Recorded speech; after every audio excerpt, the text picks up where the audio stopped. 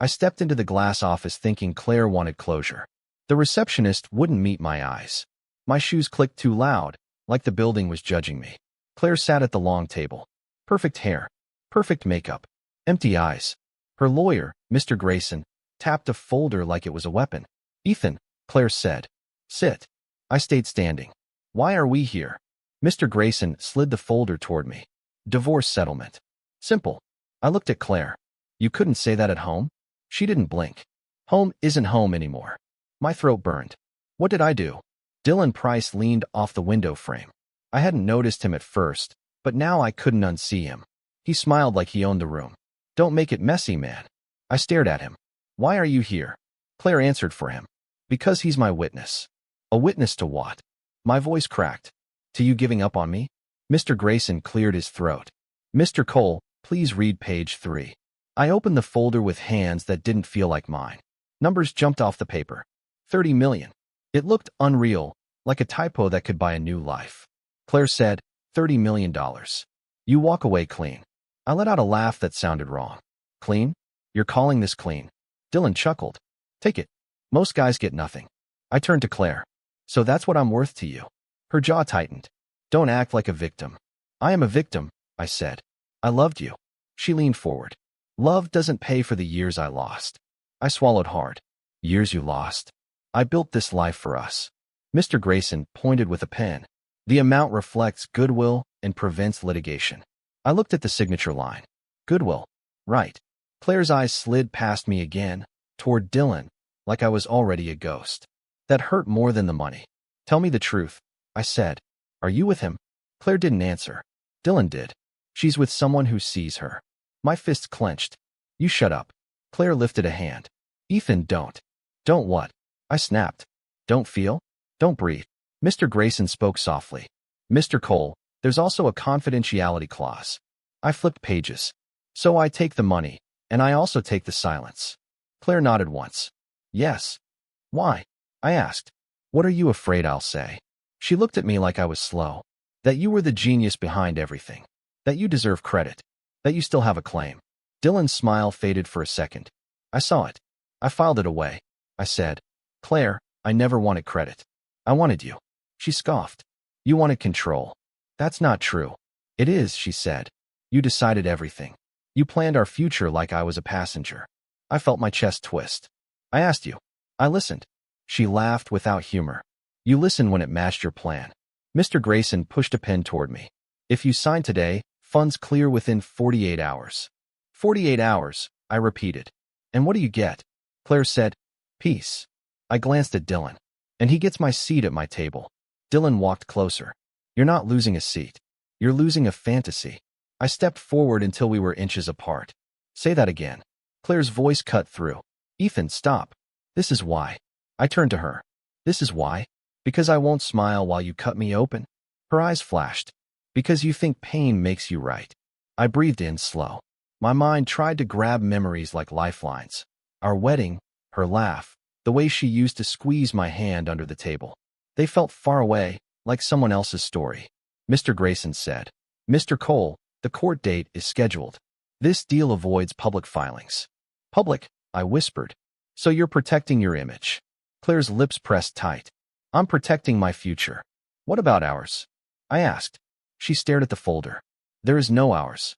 Silence filled the room. Even the air conditioner sounded cruel. I picked up the pen. My fingers shook. Dylan watched like he was waiting for a punchline. Claire watched like she was watching a clock. I asked, if I sign, will you at least tell me when you stopped loving me? Claire swallowed. For 1 second, her face softened. Then it hardened again. I didn't stop, she said. I just realized love isn't enough. That's a lie, I said, but it came out weak. Mr. Grayson nodded toward the line. Initial there. And there. I signed. My name looked small on the page, like it belonged to someone I used to be. Claire stood up. Thank you. Thank you. I repeated. For what, Claire? For killing me politely? Her eyes watered, but she didn't let tears fall. For making it easy. Dylan opened the door for me. Good choice, Ethan. I walked past him without looking. My legs felt numb, like I was leaving part of myself behind. At the hallway door, I turned back. Claire. She didn't move. What? I wanted to beg. I wanted to scream. Instead, I said, I hope it was worth it. She whispered, so quiet I almost missed it. It's over, Ethan. I stepped into the elevator. The doors closed, and my reflection stared back at me, still standing, still breathing, already ruined. And the fall started. I unlocked the front door and stepped inside. The house echoed. My footsteps sounded like they belonged to a thief. Claire, I called. Nothing answered me but the hum of the lights.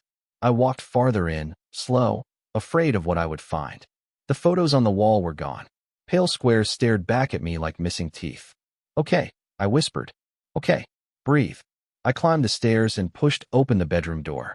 Half the closet stood naked. My suits hung where they always had. Her side looked like a storm had taken it with care. I laughed under my breath. Efficient. That's new. Drawers were open, but empty. Jewelry cases gone. Shoes gone. Even the perfume bottles had vanished, like she was afraid to leave a scent behind. I sat on the edge of the bed. You really meant it, I said to the quiet room. You were already gone. Something small caught my eye near the dresser. A velvet box, dark blue, almost hiding in the shadow. I picked it up. My fingers knew the weight before my mind did. No, I murmured. I opened it. The watch lay inside, silver, untouched. The engraving shone back at me. Always us. A sound ripped out of me. It might have been a laugh. It might have been something worse. Always, I repeated. Right. She told me you might come. I froze. I knew that voice. I closed the box slowly before I turned around. Lena, I said. She stood in the doorway with her arms folded tight, like she was cold. She used to hug me every time she visited.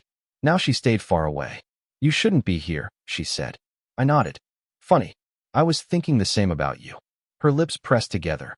I came to pick up the last things. I held up the box. She forgot something.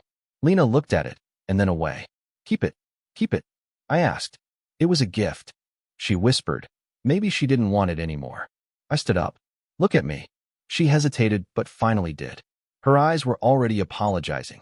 How long? I asked. Ethan. How long? I repeated, softer. She rubbed her forehead. Please don't make me say it. So it's true, I said. She didn't argue. I felt the floor tilt. Was everyone laughing at me? No, she said fast. No, it wasn't like that. What was it like? I demanded. She swallowed. It was messy. Confusing. She was unhappy. People get unhappy, I said. They talk. They don't replace. Lena's voice cracked. It didn't start the way you think. I shook my head. It always starts the same way. She stepped closer. I told her to tell you. When? I asked. A while ago. A while, I repeated. That's not time, Lena. That's mercy for you. Tears filled her eyes. I'm sorry. I laughed again, short and mean. You're sorry because I'm standing in front of you. If I wasn't, you'd still be quiet. She flinched. I held up the watch. Did she ever take it off? Lena hesitated. That was enough. I nodded. Yeah, I thought so. My phone rang in my hand, loud and sudden. Lena looked grateful for the escape. I should go, she whispered. Of course, I said. You've done enough. She paused at the door. Ethan, she did love you. I stared at the engraving. Past tense, I said. She left. I answered the phone without checking the screen. What? Sir, it's Jenna. Her voice was tight, breathless. What happened? I asked. There are transfers, she said. Large ones. They started this morning. My stomach dropped. Authorized by who? That's the problem, she said. They're coming from executive-level clearance. I felt cold all over. Claire. I can't say that, Jenna whispered. But the timing. How much? I asked. She told me. I had to sit down. Move everything you can into review, I said. Freeze what's left. I tried, she replied. Someone overrode it. I closed my eyes. Of course they did. Sir, she said gently. Are you okay? I looked around the empty room, at the ghost of my marriage, at the watch in my hand. No, I said. But I will be. What do you want me to do? She asked. Document everything, I said. Every click. Every name. Yes, sir. And Jenna? Yes. Thank you for calling me. I work for you, she said. I almost corrected her. I didn't know if that was still true. The line went dead. I sat there for a long time, listening to the house breathe without us in it. I opened the box again. The metal felt cold, honest. I signed the paper, I whispered. But I didn't sign my soul away. For the first time all day, I believed myself. I sat across from Nora Vance and tried not to look as wrecked as I felt. Her office was neat, sharp, unforgiving. Like her. She flipped through the divorce agreement, pages moving fast beneath her fingers. "How long did you have to review this?" she asked. "An hour," I said. She stopped, looked up. "That's not review. That's ambush." "I thought we were talking," I muttered. "You were," she said. "They were negotiating." I rubbed my face. "I signed it." "Yes," she replied. "You did." I waited for pity. It never came. She tapped a paragraph with her pen. "Coercion can invalidate consent." "She didn't threaten me," I said quickly. Nora raised an eyebrow. She brought her lover, her attorney, and a deadline. "What do you call that, a picnic?" I flinched. "It wasn't like that." "Then what was it like?" she asked. I opened my mouth and saw Claire's face in my mind. Calm. Certain. Finished with me. "I loved her," I said. Nora leaned back. "Love is not evidence." The words landed hard. I stared at the table. "She wouldn't try to destroy the company," I added, softer. "Your assistant called you," Nora said. "Funds are moving." "That could be anything." "Of course," she replied. "It could be charity. It could be coincidence. It could be magic." I looked up. She wasn't smiling. She pushed the papers aside. "Or it could be strategy." I felt heat in my chest. "You don't know her." "No," Nora said calmly. "But I know incentives. And right now, she has many." I wanted to defend Claire again. My mouth even started to form the words. Nora lifted a hand. "Stop." I shut up. "If you keep protecting her," she continued, "you will help her bury you." I whispered, "I already feel buried." "Good," she said. "Then you understand the direction." I almost laughed. "You're brutal." "I'm useful," she corrected. She pressed a button on her desk phone. "Send him in." "Who?" I asked. "You'll see." A moment later the door opened. I recognized the man instantly, even after the years. "Marcus," I said. He gave me a short nod. "Ethan." I stood halfway, unsure if we were shaking hands or remembering old wounds. "We did both, badly." "I thought you were in Singapore," I said. "I was," he replied. "Nora said you finally needed help." I looked at her. "You recruited him?" "I assembled competence," she said. Marcus pulled out a chair and sat. He studied me, quiet, assessing. "You look tired," he said. "My wife left me yesterday," I answered. "She didn't leave," he said. "She repositioned." I exhaled. "God, you sound like her." "Then listen," he replied. Nora slid another folder toward us. "Current share map. Voting pathways. Exposure points." I blinked at the charts. I never cared about half of this. "That's why it worked," Marcus said. I pointed at a section. "She can't touch those." "Not directly," Nora agreed. "But indirectly?" "Very possible." "How?" I asked. Marcus leaned forward. "Pressure. Liquidity panic. Reputation damage. Force you to sell." I felt sick. "She wouldn't." They both looked at me. I tried again. "She wouldn't do that to me." Nora spoke gently, but it still cut. "She already has." I stared at the numbers. They looked different now. Not boring. Predatory. Marcus tapped one name. "Dylan is tied to this vendor." I laughed. "Of course he is." "Fake services," Marcus said. "Real money." I pressed my palms together. "So the divorce payout." "Last clean grab," Nora finished. "After this, everything gets messy." I felt something break inside me, but it wasn't grief this time. It was illusion. "She planned it," I whispered. "Yes," Nora said. "How long?" "Long enough," Marcus replied. I closed my eyes. I kept thinking I failed her. Nora shook her head. "You trusted her." "That was my mistake." "That was your humanity," she corrected. "Don't confuse the two." I breathed out slowly. "What do I still have?" Marcus answered immediately. "Shares." Nora added. "Your signature." Marcus finished. "And your silence." I looked between them. "What does silence buy me?" "Time," Nora said. "What does time buy me?" I asked. Marcus's mouth curved just a little. "Leverage." I leaned back in the chair. My heart pounded, but it felt clearer now, like pain with direction. "If I fight," I said, "she'll say I'm attacking her." "She will," Nora replied. "And Dylan?" "He'll panic," Marcus said. "Men like him always do." I almost smiled. Almost. Nora folded her hands. "Ethan, listen carefully. You can cry later. You can grieve later. You can write poetry about betrayal when you're safe." I met her eyes. "But right now," she said, "you decide. Do you want revenge, or do you want justice?" The room went still. I thought about Claire's voice. "It's over." I thought about the empty closet. I thought about the money leaving my company. What's the difference? I asked. Revenge makes you emotional, Marcus said. Justice makes you precise. Nora nodded. One feels good. The other wins. My hand stopped shaking. I pushed my chair back and stood. Nora watched me carefully. Is that your answer? I didn't trust my voice, so I nodded. And for the first time since I signed the papers, I felt like I was still in the game. I walked into my office like I was visiting a grave. I kept my shoulders slumped and my eyes dull, the way people expect a man to look after a public divorce. Jenna met me at the elevator. Sir, are you sure you want to go up there? I want them to see me, I said. Not the real me. The version they already wrote. She swallowed. They're on the floor. All of them. Then let's give them a show, I replied. The doors opened. Conversations snapped quiet. Phone stopped mid-swipe. I felt 100 eyes land on my back and measure how much blood I had left. Claire stepped out of the conference room first. She wore a white blazer like armor. Her lips formed a soft smile, but her gaze was sharp, like she was checking for movement. Ethan, she said. You came. I kept my voice low, just grabbing a few things. Dylan strolled behind her, hands in his pockets, laughing like he couldn't help it. You okay, man? I nodded once. I'm fine. He leaned closer. Good. Would hate to see you spiral. Claire's eyes flicked to Dylan, then back to me. We can talk later. I don't think we have anything left to talk about, I said. Her smile tightened. That's not what I meant. I know. I answered and walked past them. My office door was half open.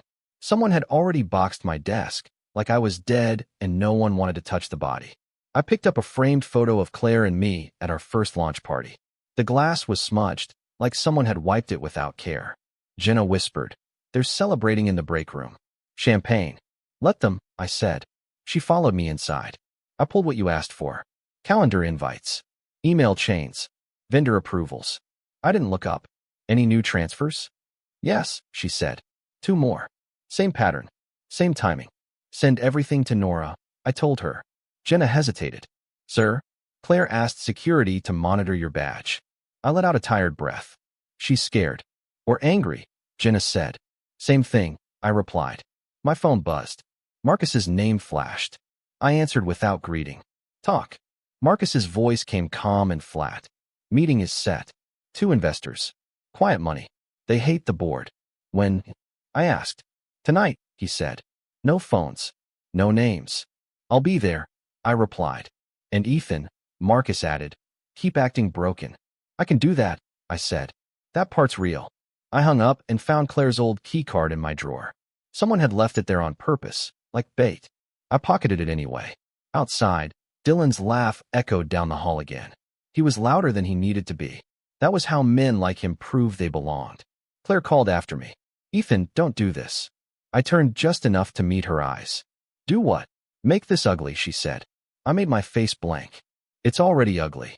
She stepped closer. You got 30 million. Walk away. I shrugged. Maybe I will. Dylan snorted. He can't. Guys like him need to win. I looked at Dylan and spoke softly. Guys like me built the building you're standing in. His grin wobbled for a second, then returned. Sure you did. Claire's voice went cold. Ethan, go home. I nodded once, obedient, and walked to the elevator like a man defeated. Inside, my hands were shaking, but not from fear. From control. That afternoon, Nora called. I have proof, she said. Talk to me, I replied. Fund transfers tied to shell vendors, she said. Fake invoices signed by someone using executive access. Claire, I said. Not yet, Nora warned. We say unknown actor until we can nail intent. What else? I asked. 1 missing signature, she said. A board approval she should have filed. If it's absent, it's fraud. I exhaled. Good. Ethan, Nora added. You cannot tip your hand. I won't, I said. They think I'm dead. Keep it that way, she replied. At dusk, I sat across from Detective Ramon Cruz in a diner booth that smelled like burned coffee. He didn't offer sympathy. He offered questions. You're Ethan Cole, he said. That's my name, I answered. You're reporting financial crimes, he said. Against your former spouse's company. It's my company too, I said. He stared at me. Not if the paper says otherwise. I didn't sign away theft, I replied. Cruz slid a notepad forward. Tell me what you know. I know money moved the day she served me, I said. I know Dylan Price is linked to vendors, I know someone is cleaning trails fast. Cruz's mouth stayed flat. If you go after her, she'll go after you harder. I swallowed. My throat tasted like metal. Good, I said. Let her. He studied me, then nodded once. Bring me documents. Not feelings. You'll get both, I said. But you'll only use one. My phone lit up with Jenna's message. Security changed your access at midnight. I typed back, log it. Save everything. I left the diner and went home to silence. In my bedroom, I opened the velvet box again and stared at the watch. Always us. The words didn't hurt anymore. They looked like a lesson. I held it in my palm and whispered, "You wanted me out. Fine. But you forgot one thing. I know where the bodies are buried." I waited until the meeting had already started before I opened the door. Timing mattered. Surprise mattered more. Voices filled the boardroom, polite, confident, certain of the outcome. I stepped inside. Silence rolled across the table like someone had killed the sound. Claire sat at the head, back straight, chin high. Power looked natural on her. Dylan leaned beside her, relaxed, expensive, pleased with himself. Victor Lang stood near the screen, shaking hands, smiling that careful political smile. When he saw me, it didn't disappear. It adjusted. "Ethan," Claire said, sweet as sugar over glass. "Lost." I closed the door behind me. "No, I'm right on time." Dylan leaned back in his chair. "Didn't think you'd come." "I didn't need an invitation," I replied. Victor gestured toward an empty seat halfway down the table. We were about to begin. "Please," I said. "Don't let me interrupt." But I didn't sit. I stayed standing. Claire folded her hands. "Ethan, this is a formal vote." "I know," I said. Her eyes narrowed. "Then why are you here?" I set my folder on the table. The sound was small, but everyone heard it. Victor noticed. "What's that?" "Context," I said. Dylan laughed. "Oh, this should be good." I looked at Victor. "You're voting to remove me officially. Before you do, you should read that." Claire's voice sharpened. "We don't have time for theatrics." I kept my gaze on Victor. "You always have time for risk." Victor hesitated. That was all I needed. He pulled the folder toward him. "What am I looking at?" "Transactions," I said. "Authorizations. Vendors." Dylan scoffed. "We already audited last quarter." "Did you?" I asked. Victor opened the first page. I watched his eyes move. I watched the moment understanding brushed against survival. Claire leaned forward. "Victor, it's nonsense." "Is it?" he asked without looking up. I spoke calmly. "Shell companies. Accelerated transfers. Executive clearance." Dylan slammed his palm on the table.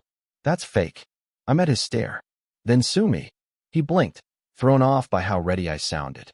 Claire's jaw tightened. "You think walking in here with paper makes you powerful?" "No," I said. "Truth does that." A murmur moved around the table. Board members leaned closer, hungry in that quiet corporate way. Victor flipped another page. "This signature." I nodded. "Looks familiar, doesn't it?" Claire stood. "Forgery." "Maybe," I replied. "Forensics will enjoy it." Dylan pushed back his chair. "You bitter little." "Sit down," Victor snapped, still reading. I almost smiled. Claire turned to me. "What do you want?" I answered honestly. "A fair vote." "You lost that right," she said. "You signed away your control." "I signed a divorce," I corrected. "Not permission for theft." The air changed. I felt it. Doubt spreading like ink in water. Victor looked up. "If this is accurate, we have exposure." "You do," I said. "Massive." Claire's voice dropped. "Dangerous." "Ethan, think carefully." "I did," I replied. She stepped toward me. "You're trying to ruin me." I breathed in slow, steady, like Nora taught me. "No, Claire. You ruined you. I'm just turning the lights on." Her eyes flashed with something close to panic. "You're emotional." "I'm prepared," I said. Dylan pointed at the folder. "This is revenge." I shook my head. Revenge would be louder. Victor closed the file, but kept his hand on it. "Possession. Calculation." "Why bring this now?" he asked. "Because you're about to vote," I said. "And if you vote wrong, you join it." A board member at the far end cleared his throat. "We should pause proceedings." Claire turned on him. "No." Victor raised a hand. "Yes." Their eyes met. War without shouting. I saw it then, the moment Claire realized the room was slipping. Not gone, but moving. She tried one more time. "Ethan, please. We can discuss this privately." I held her gaze. "You had your chance to be private." Victor stood straighter. "We need verification." "You'll have it," I said. "Soon." Dylan muttered. "You're bluffing." I leaned toward him, close enough that only he could hear. Try me. He looked away first. Victor exhaled slowly. This changes the temperature. Yes, I said. It does. Claire's smile came back, but it was thinner now, stretched too tight. You're making a mistake. I picked up my empty hands and showed them to her. I already made mine. No one spoke. For the first time since I walked in, I felt the balance shift, not toward victory, not yet, but away from inevitability.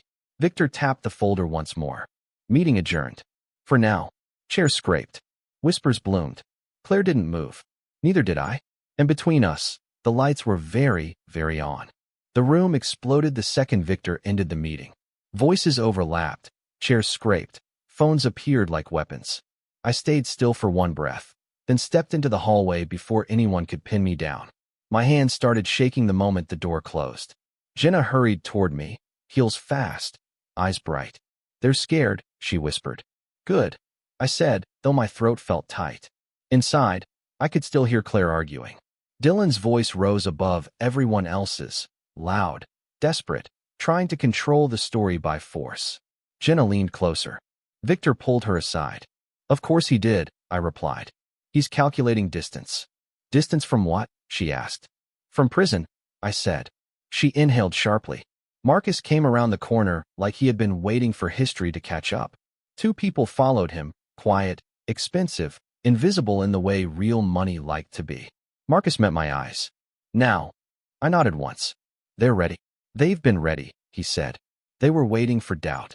Nora joined us, calm, precise, carrying a tablet instead of emotion. We move, she said. Jenna looked between us. Move how? Nora answered without drama. We execute the share buyback. My pulse kicked harder. Tell me. Claire had forced my exit fast, greedy for control, sloppy in victory. She had triggered a protection clause buried deep in our charter, one I remembered arguing for years ago. If fraud is indicated, Nora said, and the board calls emergency authority, majority can consolidate temporarily under the injured founder. Injured, I repeated. You, she said. Marcus added. Victor only needs to fear liability more than he fears her. Jenna's voice shook. Will he? I thought about the look in Victor's eyes. Yes. My phone buzzed. Unknown number. I answered. This is Detective Cruz, the voice said. I was hoping, I replied. I reviewed what you sent, he said. I'm forwarding preliminary confirmation to the board council now. That fast? I asked. Money crimes leave footprints, he answered. These are wearing boots. Thank you, I said. I'm not doing it for you, he replied. I'm doing it because it's there. That's enough, I said. The line went dead. Nora nodded once. Hammer delivered. Marcus checked his watch. We go back and before she regains narrative. I rolled my shoulders, trying to quiet the tremor in my hands. If I fall apart in there. You won't, Nora said. How do you know? I asked. Because you already did, she replied. We re-entered the boardroom together. Claire stood near the windows, voice low and urgent with Victor. Dylan paced, phone pressed to his ear, whispering promises to someone who couldn't save him. Conversations died again when they saw us. Victor straightened. We have new information. Yes, Nora said. You do. Claire's eyes locked on mine. I saw fury, calculation, disbelief, all fighting for space. What are you doing? She asked me. Finishing it, I answered. Dylan snapped. This is intimidation. Victor cut him off. Detective confirmation just arrived. I watched the exact moment fear replaced arrogance. Claire turned to Victor. You can't trust that without review. Victor met her gaze. If I ignore it, I own it. Silence. Nora placed the tablet on the table. Under Clause 14, subsection C, emergency consolidation is triggered. Claire shook her head. No. Marcus spoke evenly. Vote. I felt my heart slam, so hard I wondered if everyone could hear it. Victor looked around the table. All in favor of temporary majority reassignment, pending investigation. Hands moved. Some fast, some slow, but they moved. Claire stepped forward. Wait. Too late. Victor counted. I counted with him in my head, each number a door closing. When he finished, the air left the room. Someone whispered, Ethan, you're majority now. For a second I couldn't breathe. Not relief. Not joy. Just wait. Claire looked at me like I had risen from the dead. How? She asked. I walked toward her. Not fast, not cruel, just certain. Up close, I saw the crack in her composure, the tiny tremble she used to hide from cameras. I lowered my voice so only she could hear. You taught me something important, I said. Her lips parted. Love doesn't protect you, I continued. It blinds you. She stared at me, searching for the man she used to control. He wasn't there. Dylan rushed to her side and grabbed for her hand. Claire will fight this. She pulled away from him like his touch burned. Victor cleared his throat. Authority transfers immediately. Nora nodded. Effective now. I felt the words settle onto my shoulders. Heavy. Real. Claire whispered, almost to herself.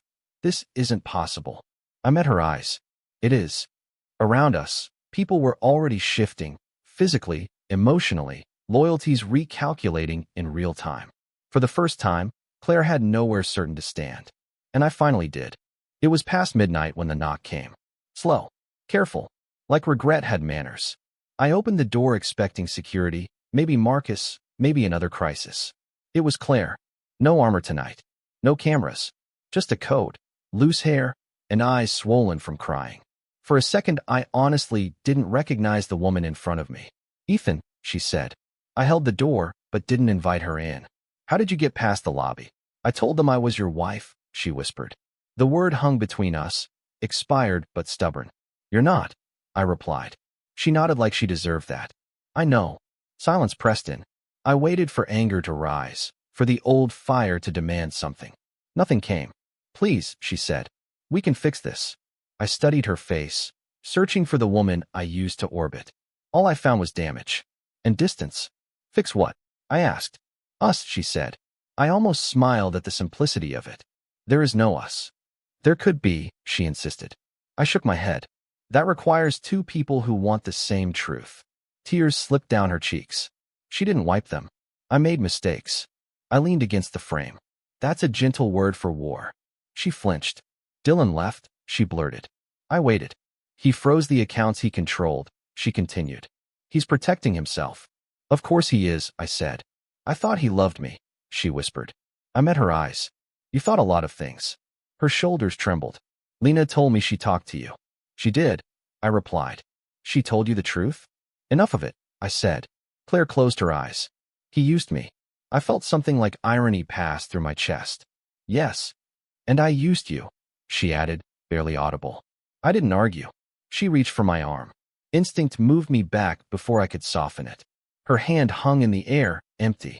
I didn't think you'd survive, she said. The honesty of it hit harder than cruelty. I let out a short, broken laugh. So you wanted me dead, but polite. She covered her mouth. I didn't mean it like that. How did you mean it? I asked. I thought you'd take the money and disappear, she said. I thought you'd be too hurt to fight. I replied. For a day. She stared at me. What changed? Truth, I said. She nodded slowly, like she hated that answer. I was scared, she admitted. I felt small next to you. You were always certain. Always building. I kept thinking there would be no place left for me. I listened. It hurt, but it felt finished, like reading the last page of something tragic. So you burned the house down? I said. I panicked, she whispered. You planned, I corrected. She cried harder. I hated how steady you were. That's not a crime, I said. I know, she replied. But it made me feel invisible. I wanted to tell her she was never invisible to me. The words rose and died before they reached my mouth. I remembered Dr. Priya's voice from earlier that week, calm, relentless. Closure isn't them changing. It's you choosing. Claire stepped closer again, slower this time. I'm choosing you now. I shook my head. You're choosing safety. She froze. That's not love, I said. She looked like I had taken the floor from under her. Do you still love me? She asked. There it was. The final currency. I searched myself. Dug through memory, habit, longing. What I found was smoke. I don't know who you are anymore, I said. Her breath hitched. I remember who I thought you were, I continued. But she wouldn't have done this. I'm still me, she pleaded. No, I said gently. You're who the pressure revealed. She covered her face. I'm sorry. I believe she meant it. It just didn't matter. Minutes passed without moving. Two survivors of something neither of us could rebuild. What happens to me now? She asked. I answered the only way I could. Consequences. She nodded, small, accepting. I never wanted to lose you, she whispered. You already did, I said. She stepped back, wrapping her coat tight, as if the night had finally reached her. At the elevator, she turned. Hope made one last attempt in her eyes. I didn't follow it. The doors closed, and I stayed where I was, steady, aching, free. Morning came with paperwork, headlines, and the kind of silence that follows an explosion. My phone wouldn't stop vibrating, but none of the noise felt personal anymore. Jenna stood in my doorway with a tablet. Charges are moving, she said carefully. Faster than expected. I nodded. And Claire? She has representation, Jenna replied. She's not talking. Smart, I said. And Dylan? She asked. I almost smiled. Running. For now, she confirmed. He'll get tired, I said. She studied me. How are you? I searched for the honest answer. Quieter. She gave a small nod, like that made sense, and left me alone with the windows. The city stretched out below my office, bright, indifferent. I used to think winning would feel louder than this. My phone rang again. Marcus, tell me something good, I said. The company is stabilizing, he replied. Investors like certainty. And me? I asked. They like you enough, he said. I huffed. That's romantic. You did what you had to do, Marcus continued. Don't second-guess survival. I'm not, I said. I'm just noticing the cost. He was quiet for a moment. You always pay. The trick is staying solvent. I let that sit between us. Thank you. For what? He asked. For coming when I finally asked. He didn't answer that. He just said, call if you wobble. I will, I promised, and hung up. A few minutes later, Nora walked in without knocking, already mid-thought. Media will try to make you tragic, she said. Don't help them. I won't, I replied. She placed a folder on my desk. Temporary control becomes permanent if nothing collapses. Will it? I asked. No, she said. You're too careful now. I looked at my hands. She was right. She softened just a little. Don't romanticize pain, Ethan. Learn from it. I'm trying, I said. Good, she replied, and left as efficiently as she had arrived. I noticed an envelope near my keyboard. Jenna's handwriting. I opened it. You're not weak for feeling. You're strong for staying. I read it twice. Thank you, I whispered to the empty room. That night, I drove to the old house. No security, no lawyers, just me and the echo of what used to be mine. Inside, dust had already started its quiet work. I'm not here to suffer, I told myself. I'm here to finish. The bedroom waited upstairs. I knew where the box would be. I picked it up from the drawer and opened it again. The watch rested in my palm, innocent, patient. Always us, I read. I expected pain. What I felt was distance. I loved you, I said out loud. To the memory, to the man I had been. I did my best. The room didn't argue. I closed the lid and placed the box back in the drawer, not as a shrine, not as a wound, just as history. My phone buzzed. One message. Claire. 3 words. I'm sorry. I sat on the edge of the bed and stared at the screen. A year ago, I would have run to her. A month ago, I would have broken. Now I just breathed. I believe you, I said softly. My thumbs hovered. No reply came. I locked the phone and put it away. The apology existed. That was enough. It didn't need my return to survive. I walked back through the house, turning off lights that didn't belong to me anymore. At the door, I paused, listening to my own heartbeat, steady and real. I forgive you, I whispered. But I won't return. The night accepted that. Outside, the air felt different. Not kinder, just honest. I got into my car, started the engine, and drove toward a life I would have to build without her. Alone. Awake. Still here.